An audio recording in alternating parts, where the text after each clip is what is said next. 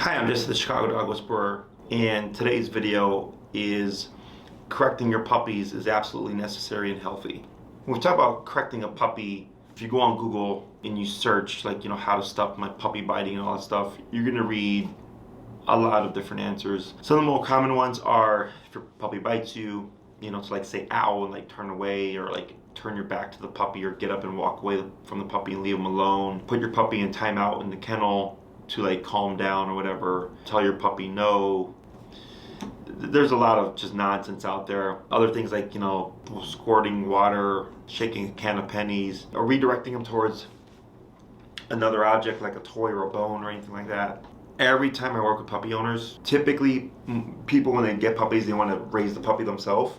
They'll think it's easy, I just go on Google and find out answers and just train my own puppy, and they fail. They fail mainly because the most common answers they're going to come across fall in that list of examples. They don't work because dogs don't do that to each other. Dogs don't shake cans of pennies at each other. Dogs don't put each other in timeout. Dogs don't yell ouch and turn their back. They bite each other. If a puppy is getting out of hand, the mom or dad or litter mates, or even just a dog they don't know at the dog park will snap, nip, or bite at them if the puppy doesn't back off of the behavior and annoys that other dog. So dogs are physical. I'm not sure how these methods became so popular, considering they make no sense at all. If you're a human and you're thinking logically, I don't understand why people believe that these methods would work with an animal that doesn't do that. Dogs aren't introspective. If a puppy is snapping or biting at you or whatever, and you put it in timeout, the puppy is not thinking about what they did was wrong. I know they may say, oh, it's to help de-escalate the puppy or calm the puppy down. A lot of times the puppy actually gets more frustrated, because the nipping and biting that puppies do is just how they play, because again, they're physical animals, so they're already most likely stimulated. Then you take that stimulated puppy and you put them in a small space where they can't really do anything. That stimulation has to go somewhere, and if they can't nip or bite at anything, then they start to whine or bark, because that energy has to go somewhere. Should a puppy do something that another dog disagrees with, they simply use physicality in the form of nipping or biting to teach that puppy not to do that. That's what aversives are for. That's what consequences for, is to deter behavior. There's a great video on YouTube of a golden retriever mother correcting her puppies. Great example of a dog correcting the puppies for something they don't want them to do. And what's interesting about this video is when the mother walks in, the puppies are all yipping and being puppies, and run over to her and are trying to suckle, then nurse, and she just starts growling and snapping at them, and the loud puppies quiet down and leave her alone, and they relax and they chill.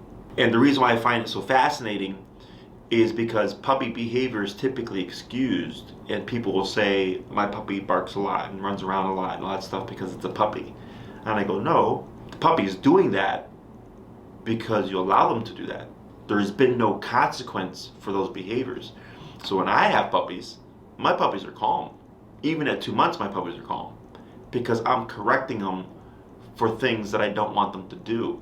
So if my puppy is in my house and is yipping and barking and running circles and nonsense, I correct them. And I teach the puppy, you're not going to behave that way inside my home. But when I take that puppy outside, it can do that, because that's the time and place for it. That video is very interesting because the mother is essentially correcting the puppies for just being, excited to nurse. And she's like, I don't want to be greeted this way. You're going to relax and calm down. And using her energy and body language and, growling and a few snaps here and there, she's able to establish that. Puppies and dogs are developing issues because of the lack of formal discipline or consequence that they understand and respect.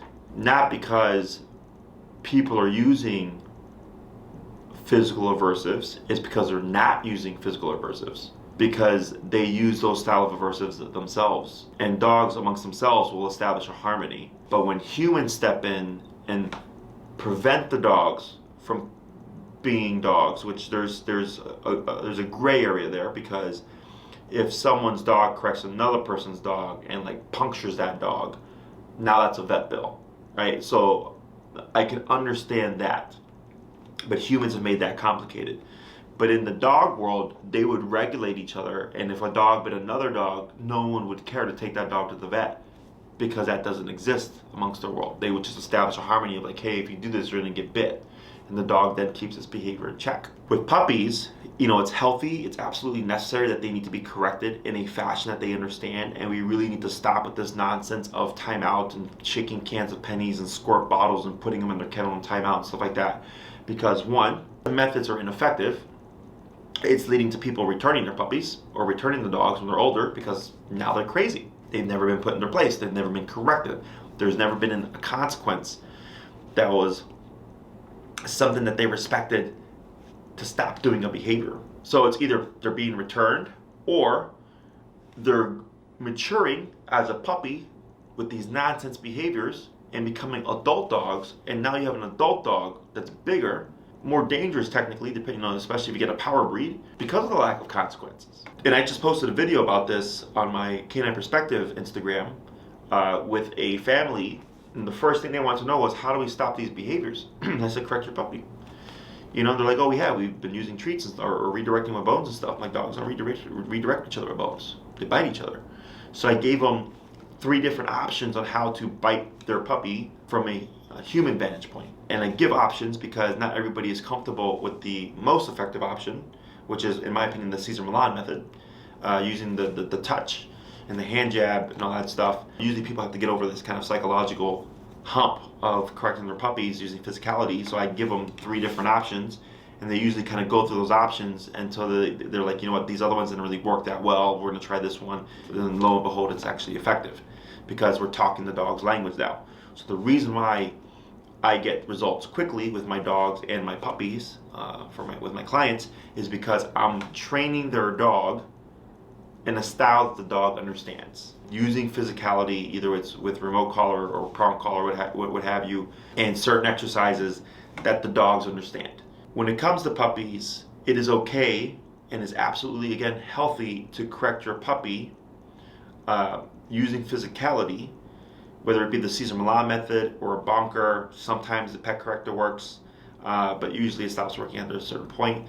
But yes, you should absolutely correct your puppy. Don't listen to what other people may think, because they're going to try to guilt you into saying that you're a mean person because you're physically correcting your puppy. But in reality, their mother would bite them, which is worse or more consequential than doing the Cesar Millan touch or a bonker or whatever, because it's teeth. And we're just doing aversives that are adapted to kind of mimic what a dog would do, but doesn't have the capacity to do as much damage. Because if the dog decided to bite and puncture, the dog would. There wouldn't be like any kind of reserve there, whereas humans tend to have a reserve because they don't want to hurt their puppy. With that being said, it's absolutely okay and healthy, and yes, you should correct your puppy as young as 2 months. The day you get them, start correcting things that you don't want. And just think to yourself when you're doing a particular style of training, is like, is this something what a dog would do to another dog? And no, like a dog wouldn't put an e-collar on another dog, but the contraction, the physical contraction, the physical discomfort is similar to what another dog would do, because it'll be physical discomfort, except ours is at the press of a button. Okay, so have some common sense there. Otherwise, I'm Jesse, the Chicago Dog Whisperer. Thank you for watching. Until next time.